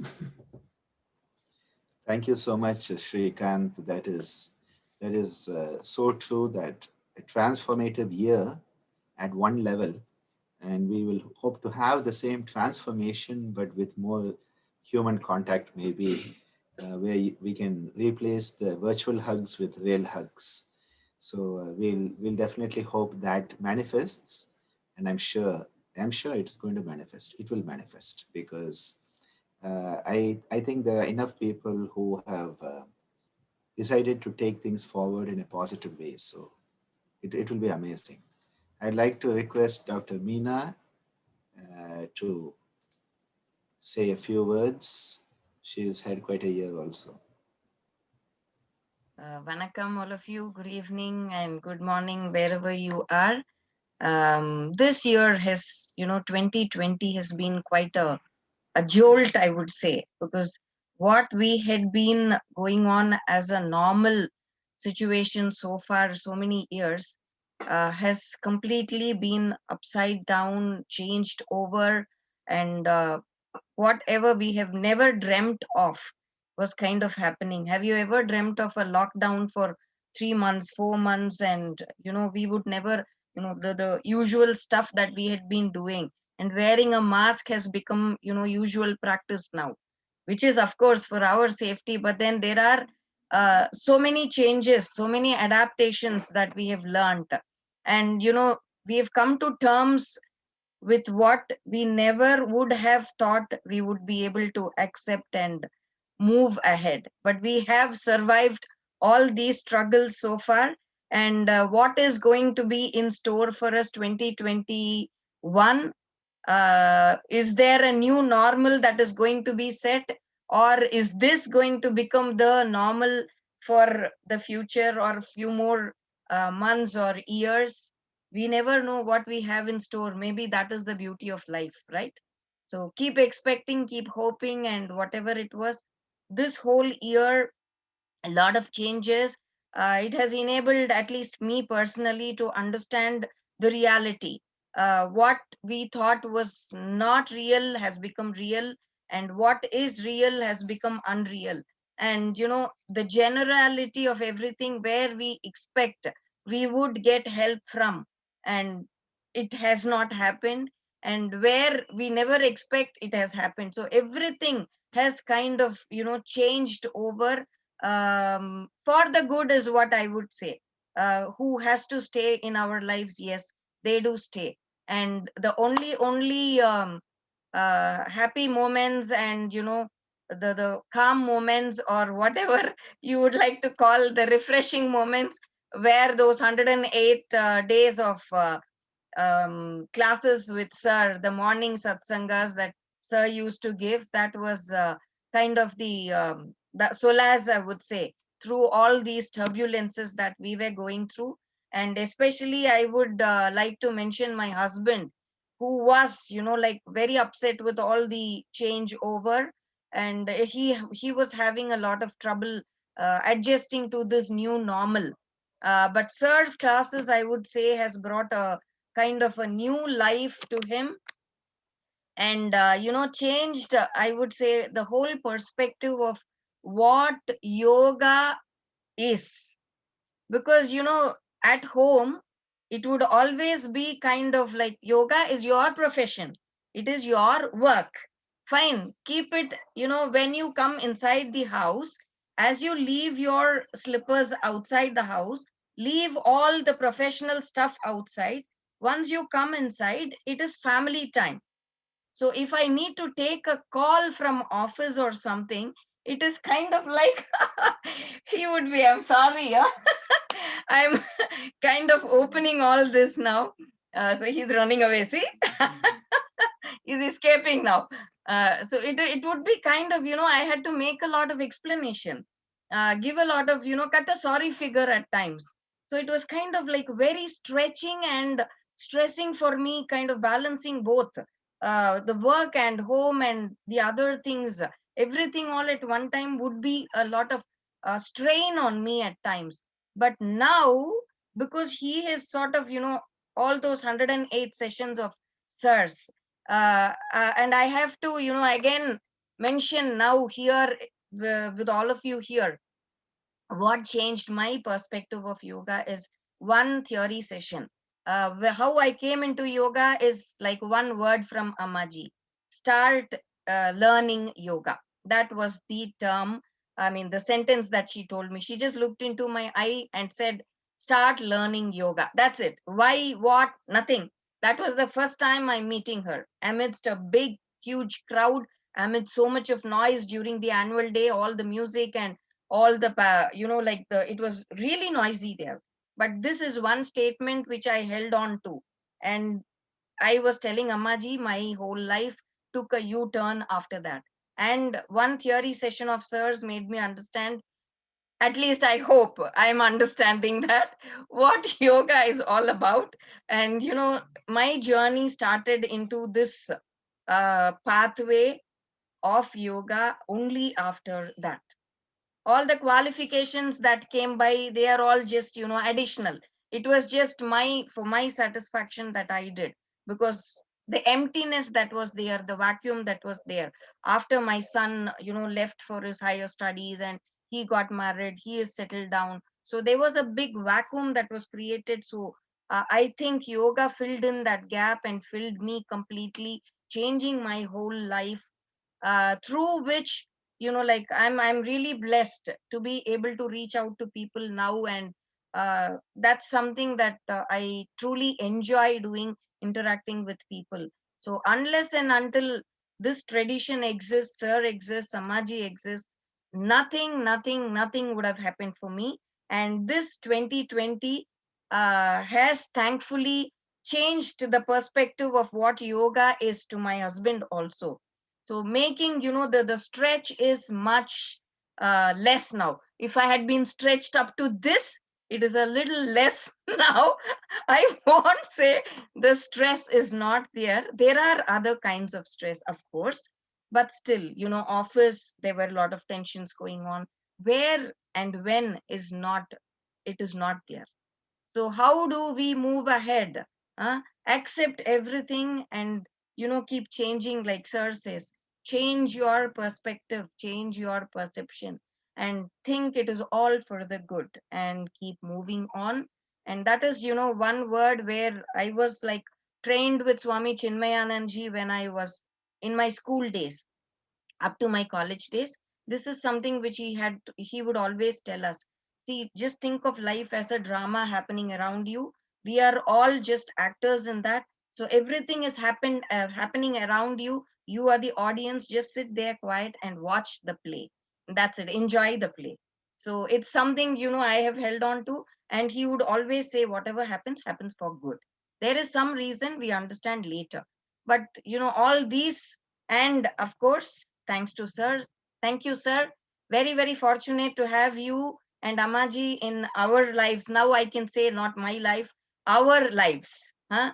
So, and of course, my son, my daughter-in-law, everybody now knows the changes, and some connectivity is always there. I don't want to expand anything more on that. So thank you so much, sir, for your energy, for your whatever you do for us. Without you, it's nothing. That's it. 1 minute, my husband is rushing here. He escaped, but he is no escape now. Back Thank you here. very much for all your teachings. I learned a lot of things in yoga during this period. Thank you very much.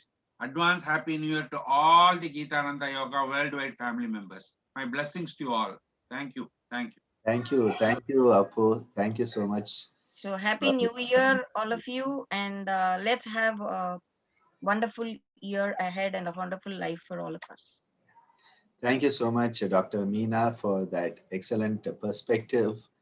And again, it's always wonderful when you realize how different people life can be transformed through yoga, because that is what yoga is all about, transforming lives. Yoga, transforming lives. That's what it is about. So let us all conclude for this session, the last official session of 2020 that has become the first session in one way of 2021 from down under perspective. I hope to have a session tomorrow morning. I'll see what happens tonight, and then I'll decide in the morning whether I want to do a live session. Let us see. I may have something come up on Facebook Live, so keep watching. Om Loka Samasta Sukhino Bhavantu Sarve Janaha Sukhino Bhavantu. Om Shantihi Shantihi Shantihi. Om. May you all be blessed. May we all be blessed in the new year. And may we be a blessing wherever we are. Hari Om Tat Sat.